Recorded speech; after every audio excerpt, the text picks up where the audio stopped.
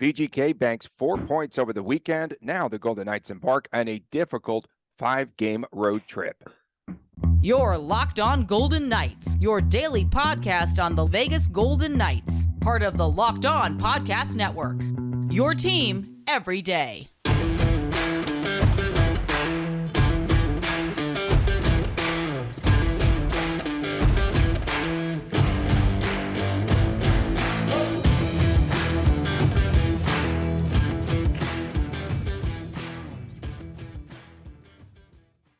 Hi again, everyone. Welcome to Locked On Golden Knights. Tony Cardasco and Chris Golick. The start of a new week. You could tell I'm excited about this week because it's March Madness. I'm ready to go. You could find us, of course, on Twitter at Locked On VGK, at Tony Dasco, at TD Chris G. And please find us on the YouTube channel, Locked On Golden Knights. Subscribe and comment there. So, Chris, VGK has now won 20, count them, 20 one-goal games this season, including a couple of 4-3 wins over the weekend, the shootout win over New Jersey, and that was on Friday, and then Sunday against the Canadiens, the 4-3 win. They're winning these close games, and I just wanted to start off by asking you, is VGK a good team or a lucky team or both? Good teams also get lucky. It's a good start. I like it. I mean, you know, the VGK, they're checking a lot of boxes right now. You know, everyone, how are they going to match up against all these tough East Coast teams that are coming in? And, you know, I mean, look at the teams that they did beat in February. And speaking of the VGK, they haven't lost in regulation since your Rangers of all teams, actually. Your Rangers, January 27th. They lost one time since then in regulation. That's a pretty long time. So the teams that they beat in this recent little heater, so to speak, Carolina, New Jersey, Tampa Bay Lightning. Those are some pretty good teams that they have done a good job against, teams that are predicted to definitely better odds to win the Stanley Cup than the Vegas Golden Knights. So the VGK are a good team right now, especially when you look at the top six being back, their defense that is, and everything else that's happening. They're checking a lot of boxes right now. We're back to the asterisk in the goaltender position. That's a fair thing to question right now. But what else are you going to question about this team at the moment besides the power play? Yeah, let's go back to Friday night. Talk about Shea Theodore with the goal in the shootout, and Adin Hill saved VGK. We'll talk about Hill later on, but Shea Theodore is starting to become more offensive. He scored another goal yesterday. Last season, if you recall, Shea Theodore started well, had a poor middle of the season, then he came on as of late. And this season, I feel like he's never not been there, but he's elevating now. And he's scoring a lot of big goals. He's noticeable. And just part of that rush that gets the puck up the ice and creates these extremely fast scoring chances. And having Shea Theodore back, I mean, there was so many issues that we had when Theodore was gone, from transitioning the puck from our blue line, you know, the breakout, so to speak, to creating a scoring opportunity. And then once he is found with space on the offensive side of the blue line, he's going to find a way to pot that thing, or at least get a quality shot. Gets another one last night, just keeps on doing it. Got the shootout winner the other nights. And, you know, there's so many highlights for him. And it's all kind of coming together right now. And on Sunday, we saw Jonathan Quick's debut. What stood out to you about Quick? I like what Cassidy said after the game. And we saw this last year. Wasn't it Mike Smith in the playoffs where they were taking the puck, where he doesn't hold on to the puck very long, right? And it's going to take VGK a minute because their goaltenders tend to hang on to the puck, right? Currently, all the other goalies that have played this season, all 104 of them. But for Jonathan Quick, he just gets the puck out very fast, doesn't hang on to it, and he just wants to play in transition. And sometimes, of course, that could come back to bite a goaltender. And then he also made that big save with 25 seconds remaining. But what stood out to you about his debut? We shouldn't get too excited because it was Montreal, or what are your thoughts? And those 3 goals, and any of those goals on him? The second goal, you got the winger coming down the side, does a fake and gets Quick down and beats him with a good shot over the shoulder. But general rule of thumb, if the shot comes from anywhere besides, you know, a real close high danger area, if the goalie sees it, they should save it, which is Logan Thompson quote, if I can see it, I can save it. And at the start of the game, before they do the warm-ups, I put this tweet out there. Jonathan Quick, they got the camera that shows the players coming out of the locker room, and the bells start. And it felt like it was going for a while. There's, I don't know, 6, 7, 8 bells, the players come out. And like you hear the bells start, the players are supposed to come out. And Jonathan Quick's looking around, like waiting for someone. Okay, do I go? Do I wait? And I had a little fun with a little narration of that last night. But outside of that second goal, I loved everything about his game last night. You mentioned about how he plays the puck and how he does so quickly. Yes, that's certainly a very good observation. I noticed that right away, and it certainly helped his comfort back there. He did flutter one that almost was Adin Hill-esque against the Colorado game. That was unfortunate, but he was able to get back and actually came way out of the crease to challenge and make the save, so that was good. Second period, that's really where we got to see Jonathan Quick in action. VGK in the first period almost tripled up Montreal shots, and Montreal did the same to VGK in the second period. And there was a lot of great saves in there, a lot of quick saves in there, a lot of saves I don't think Michael Hutchinson would have made if we're going to go down that road already. Wait a second, man. He had a pretty good game for Columbus already. He saved like 15 of 16 shots, Hutchinson, the other day. Oh, God, he played an NHL game? Yes. It's awesome. They put him in, I think, in the middle of the game. I think they were getting bombarded. So there's more to the story. Okay, you didn't start with that part. Yeah, you didn't start. Rousing ovation from the crowd when they announced him. Rousing ovation. I mean, this is pinch me mode. And I was on with Gil last night from Locked On NHL, and I wanted to be clear about this. It's not a fanboy Jonathan Quick, oh my God, this is amazing type thing. But it's a fanboy in the sense that Jonathan Quick is on the Golden Knights. Like, this is just such a weird, bizarro circumstance. And the fact that we got him from the Columbus Blue Jackets. Like, I love all this mayhem right now. I absolutely love the circus that is the VGK. And to quote my tweet very carefully from, I think, Friday, the VGK are a circus, but it's my kind of blankety blanking circus. I love it. It's so much fun. Okay, so let's talk about Ivan Barbashev. I almost swore, Tony. It's Lentz. Okay, that's the swear jar behind you. Okay, so Ivan Barbashev, a couple of goals.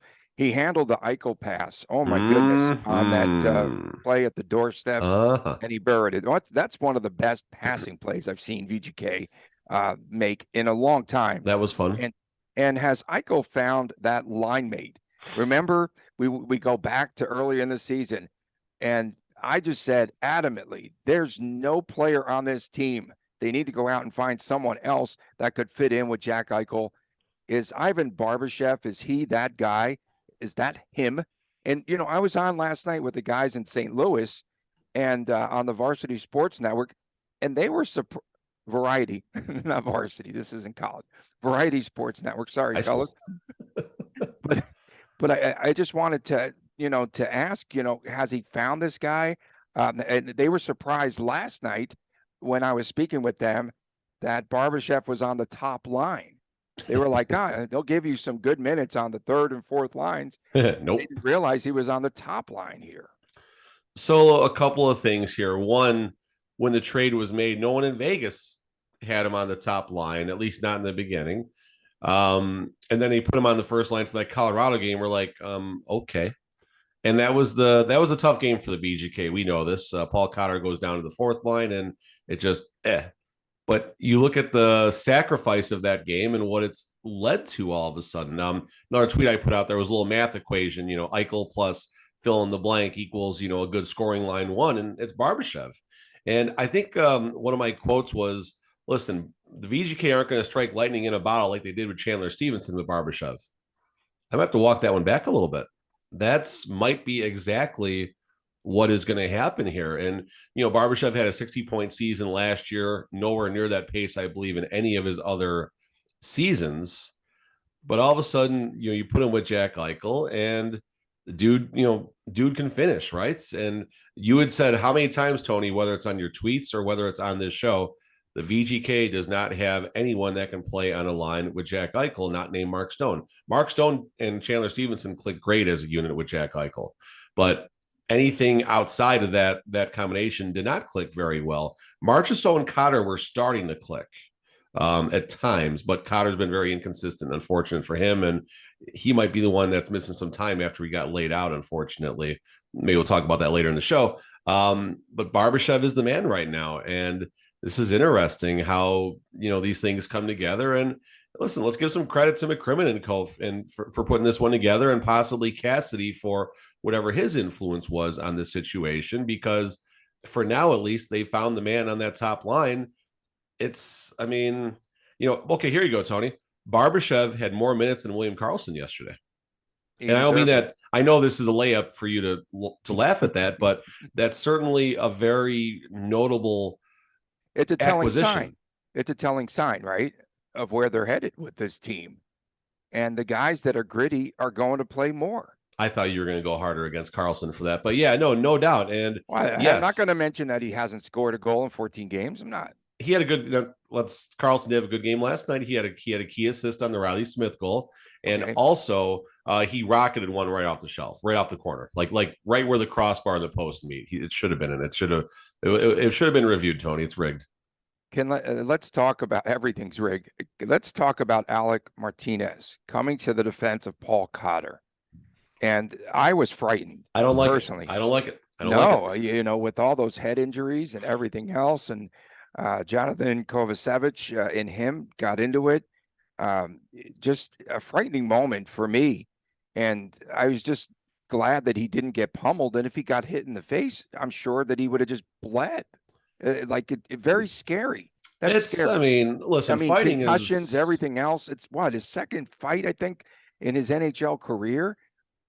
I was just very scared and worried, and it's one of those moments where I really started to cringe. It was a veteran fight. He really didn't. Neither one really landed a whole lot. Thank goodness, right? Like you could tell at the end, both players were kind of nodding to each other and talking for a second. And I don't know. Honestly, I'm okay with fighting in the game still, but I think it has a limited shelf life. I think fighting in the NHL, I'll put the clock at a half decade and juice the under to -120, where fighting might be a thing of the past. And if that's the case, fine, so be it, whatever. I'm not against that with everything happening. And, you look at the sacrifice that was made at that point. Alec Martinez, top 4 defenseman, and the player he was up against, bottom 6 forward. That's a good trade for the Montreal Canadiens when there's 9.5 minutes left in the game. So, listen, credit Martinez for being a good teammate and doing the teammate thing and all of that. 9 minutes left in a game that you need, where your team is, things aren't going well all of a sudden, I don't know, get the number off on that train and do it next season. That's, but it's tough in the moments. You're like, if you don't go in there and do that, you're the first guy in there. It also doesn't look good. Your teammates do notice things like that. So, I get everything, but I don't know. Jonathan Quick had a few moments last night. He gave a nice old school. So Jonathan Quick loses his stick in front of the crease. He lost his stick about 4 or 5 times. That's my typical. Buddy Zig Fracassi said, "Is there an over under on the number of times from Sirius XM?" Was asking on Twitter, "Is there an over under on the number of times he loses his stick?" And then he lost it in the corner once. He had to go all the way to the corner. Right after that tweet, he lost it in the corner.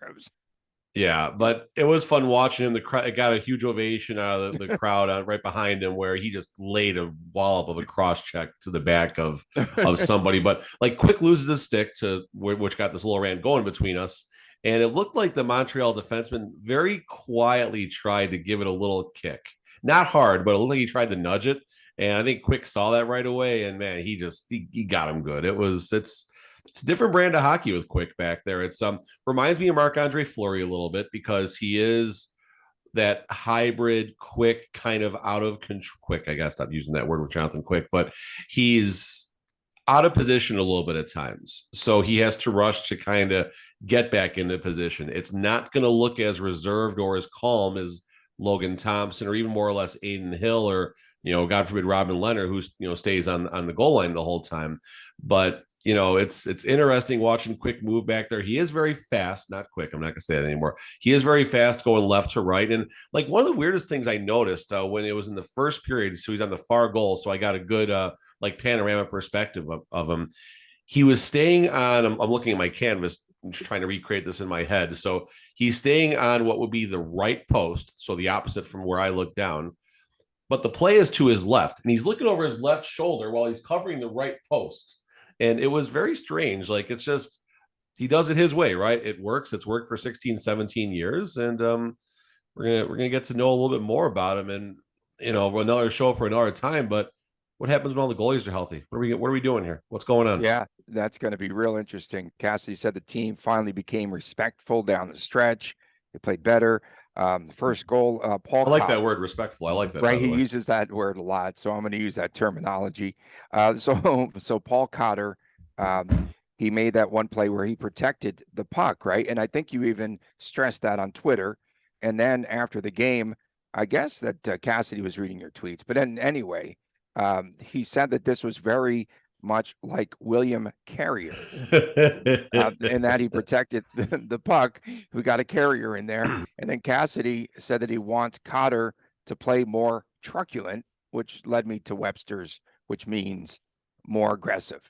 And now we have I thought that was like trucking in a football term. That's how I took that. Pavel Dorofeyev called up late last night. And is there something wrong with Cotter on that hit? Because it was up high. The timing, first of all, and so on that Cotter, on the Cotter play, really fast. What started that whole play where they eventually got the goal was actually Phil Kessel. Phil Kessel had a simple stick lift right in front of the VGK bench. Puck winds up on Cotter's stick as a result. Cotter buys time, and obviously they get the goal, a few seconds later. So Kessel, I thought, even though the line in general didn't do a whole lot, I thought Kessel was very noticeable yesterday. Going back to Pavel Dorofeyev, I think the timing is key. I think that was happening regardless after the game, first and foremost, because it is a weird time, and the team was traveling last night as well. So they're going to probably get a practice and stuff in today, I'm assuming.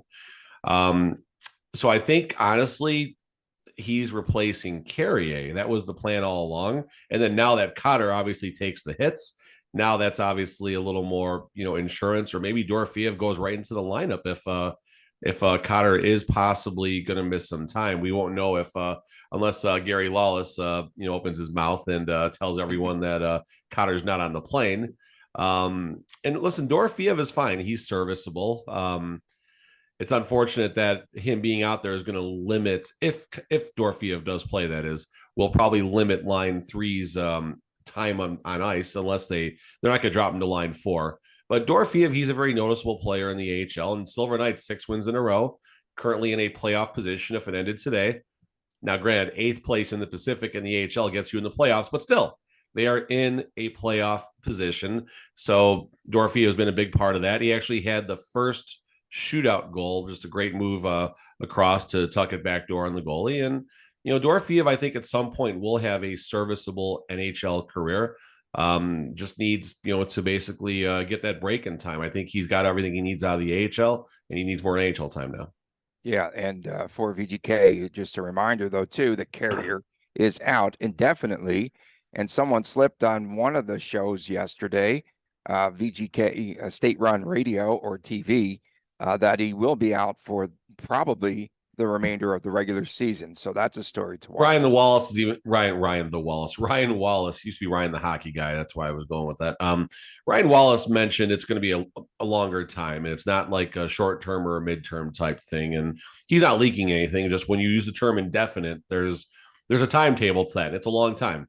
Mark Stone's indefinite, at the least at the time, was a 3.5 month absence going back to January to the possible start of the NHL Stanley Cup playoffs. So it's unfortunate, but Carrier's season could be over. I mean, postseason, if they do make a deep run, and he's the lifeblood of the team. And to again quote Ryan Wallace, he's someone that you root for on this team. Like, you just enjoy the success of William Carrier and what he does out there. When he scores, it makes you smile. When he smiles, you smile. And there's just something infectious about that guy that makes you really love and enjoy him. And, it hurts, when someone like that it hurts when anyone goes down, but it really hurts a little bit more, when you're seeing that type of a season that he's having. But, there's no time to think about that. Next man up, Paul Cotter, get your minutes back, get your ice back.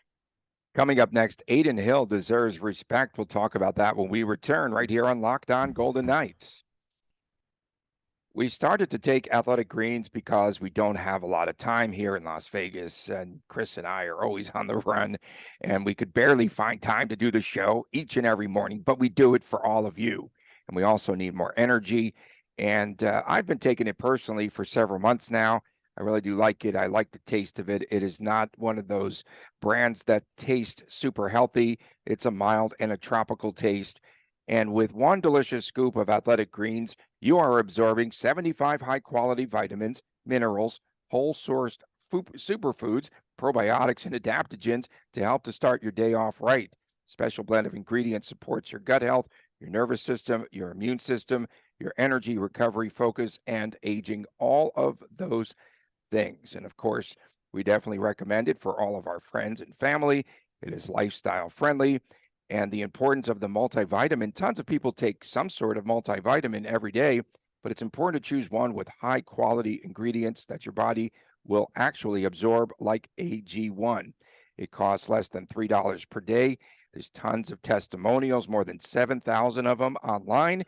And right now, it's time to reclaim your health and to arm your immune system with convenient daily nutrition, especially heading into the flu and the cold season right now. And it's just one scoop in a cup of water each and every day. That's it. And no need for a million different pills and supplements, everything all at once. And to make it easy, Athletic Greens is going to give you a free 1-year supply of immune supporting vitamin D and 5 free travel packs with your first purchase. All you have to do is visit athleticgreens.com/NHL Network. Again, athleticgreens.com/NHL Network to take ownership over your health and to pick up the ultimate daily nutritional insurance. Welcome back to Locked On Golden Knights. Tony Cardasco, Chris Golick from Las Vegas. Thanks for making us your first listen each and every day. And make sure that you subscribe to the YouTube channel, Locked On Golden Knights, and on Twitter at Locked On VGK. It's always a lot of fun there, and the fan interaction is tremendous. So I have to ask this question, and I put it out there on Twitter myself the other night. Chris, why is it so difficult for Bruce Cassidy to finally give Adin Hill props? Now he has 16 wins, okay? He gives him no kudos. And so Cassidy, after the victory there on Friday night, Cassidy was asked about Hill. That was the first question, I think, out of the chute. Played well versus New Jersey, basically, essentially saved the game for the VGK. So, I'm sorry, he just gets so fidgety whenever they ask about Hill. And then, it's like, okay, so how do you think Adin Hill played? Well, it was a game that we weren't prepared to play. No, the question was, what were your thoughts about Adin Hill? And he finally, in a roundabout way, comes back and he starts saying in the middle of the game, we played with emotion. We started to play. It's so good for Adin or Aaron, whatever we want to call him. What's the Aaron joke? I missed that one. But he was really having a very difficult time again. It's like 45 seconds in, and he finally says, oh, yeah, he really played well today and at full value. Whatever that means. Why does he struggle with giving props to a 16-win Adin Hill? Let's talk about some numbers here. Logan Thompson, 2013 and 3-2, however NBC chops that up. 914 save percentage, 266 goals against. Since he's had enough starts to qualify, however NBC Sports does this, that has his save percentage at 14th in the NHL. Varlamov, Samsonov, Vasilevsky, Tristan Jarry are the few who are right above him. Right below that, so NBC Sports, I don't know if they've redone their stats, but Adin Hill is currently 16th in the league in save percentage, although they have him at a 913, whereas Hockey Reference has his save percentage at a 914. He's also at a 914. Okay, so this is right. I was looking at something different there. But his record, 16-6-1, 247 goals against. Like, these are starter numbers, and Adin Hill is doing it. it's not the sexiest to watch. He's kind of a bigger body. The first comparison in the preseason was to the snake charmer Robin Leonard himself, and we were immediately concerned about that. Yes, Since yes. then, he has taken the bull by the horns. He's taken the snake by the rattler, and just owned the nets and done a wonderful job. So Adin Hill does deserve a ton of respect. And just a side note, this dude never smiles. Adin Hill, this is like going through Hockey Reference, all of his pictures from other teams and stuff. He just sitting there like, but when you interview him and talk with him, he has an infectious smile. So I think he just kind of hates doing like the media, like he's mean mugging it. No, he's just mean mugging it. Yeah. Yeah, there you go. But Adin Hill deserves a ton of respect. His numbers are right there with Logan Thompson. The city is behind him. It's not like they don't like him, like, Robin Leonard, call it what it is, unfortunately. And I don't know. I mean, listen, Cassidy is very calculated when he speaks. Sometimes he just kind of goes, but I think for the most part, he's very calculated, and not just with the goalies, but with the rookies and the youngsters as well. Paul Cotter's name comes up, and even Jonathan Marchessault's name comes up when he's not provoked a Marchessault question. Marchessault just enters in the discussion at times. So I think he's saying things for a purpose, and he doesn't want Adin Hill to, maybe, become grounded. He wants Adin Hill to be a little, VGK created a goaltender competition now. So supposedly Brossoit will be back, right? Day-to-day designation means 2-3 weeks at the very, very most. I am so here to see how they handle the goaltender situation. Logan Thompson. It's not a regular season-ending injury, folks. Okay, fine. Okay, cool. It's not a regular season-ending injury. He'll be back now, what, in about a week or so, right? I mean, the timelines we handicapped this thing to last week. We said 14 to 18 days. So I would say end of next week, he's skating. I think after this road trip, or even during this road trip, he might be spotted skating over at City National some days. So, Adin Hill does deserve the respect. He's done a wonderful job. Without Adin Hill, where would this team be, Tony? Right. Exactly. No, you're absolutely right. And so a couple of things. Psychologically, I have to agree with you there that perhaps Cassidy is playing the mind games with Adin Hill, Aaron Hill, or whatever you want to call him.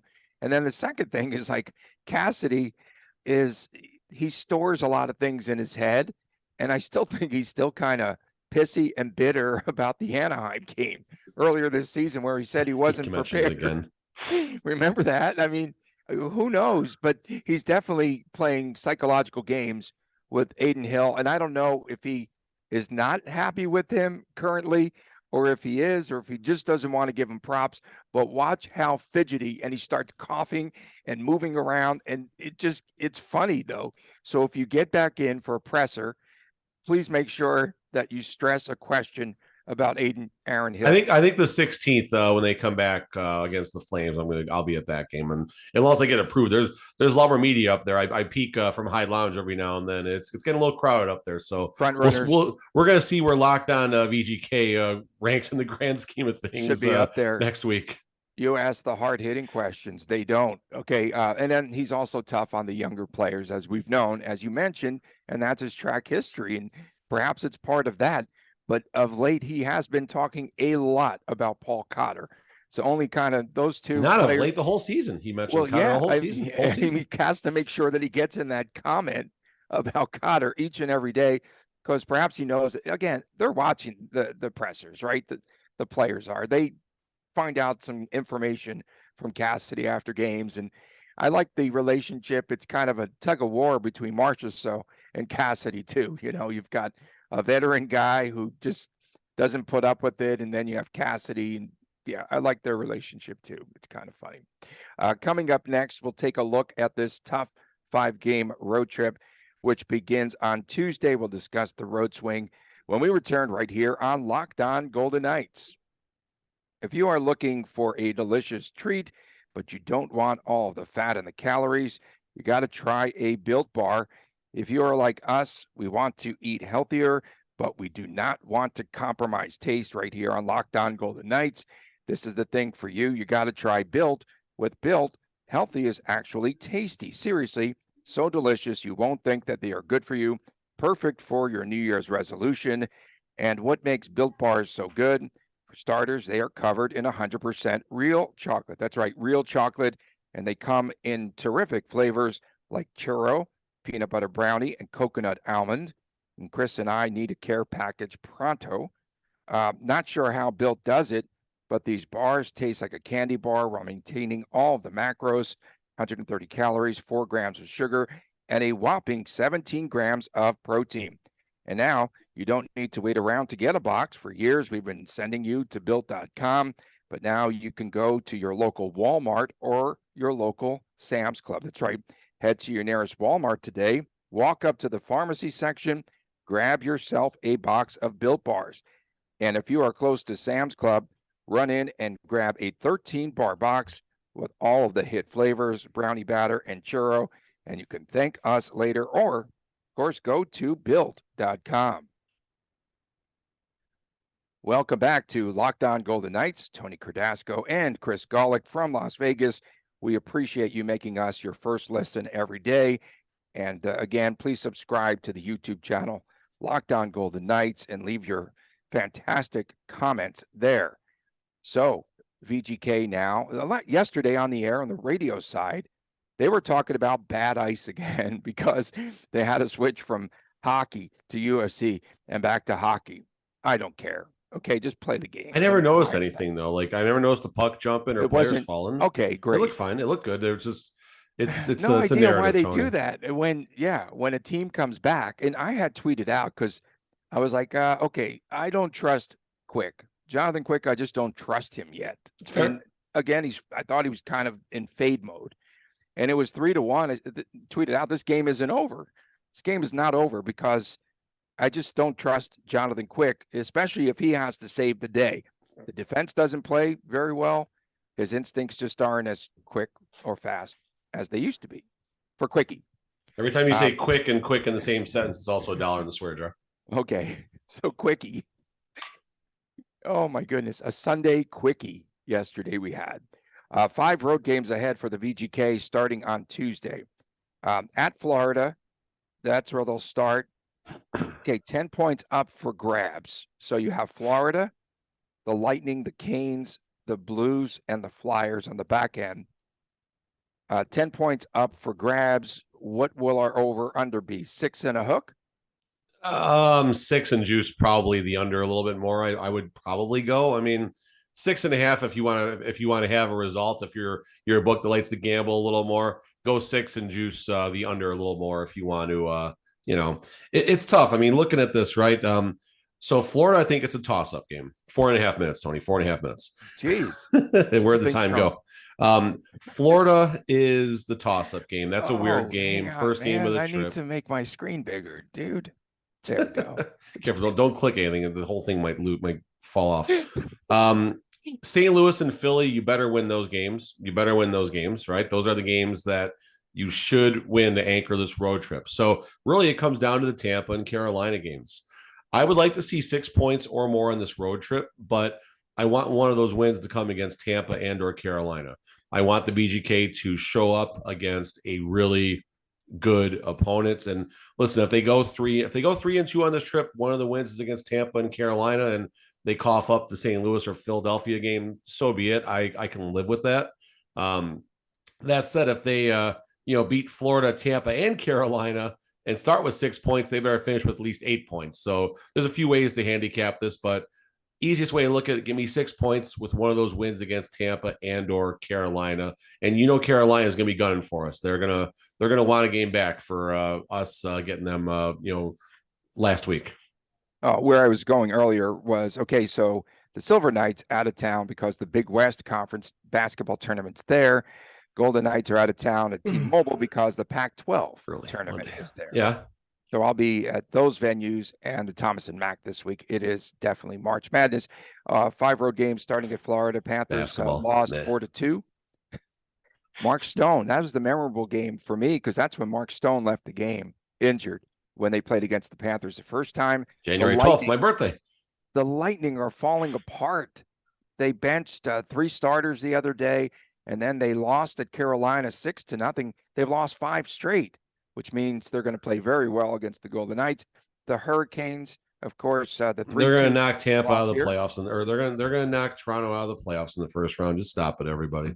Tampa's fun. Here's a fun one. So last night, as I mentioned, I was on the Variety. Is that the right? Yeah, Variety Sports Network. I can't get that straight. Okay, and so it's St. Louis Blues based. How many back-to-backs do the Blues have this season? 14. How much? It's so rigged. VGK 8. Okay, But they're also in the Midwest and travel less. I don't know. So the Canes, so the Canes game, and then they get on the flight. VGK, it's a back-to-back.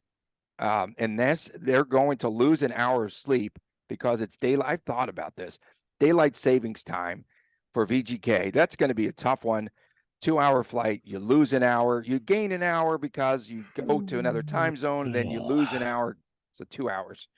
So that's going to be a tough I just one. represent our entire fan base when you moan about the scheduling. Yes. And then at the Flyers, which they should win.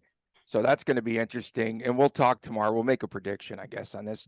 Are we out of time? We should be, pretty much so. Take us home. All right. We thank everyone for tuning in. Thanks for making us your first listen. When will your interview with Gil run? When's that running? It's coming out today around, I believe, 10 or 11 our time. We'll be tagged and stuff. Make sure we tweet that out. That'll be awesome. That'll be good. We appreciate you tuning in, everyone, and thanks for making us again your first listen. Go to the YouTube channel, Locked On Golden Knights, and subscribe. For my man, Chris Golick, Tony Cardasco. We'll see you tomorrow right here on Locked On Golden Knights.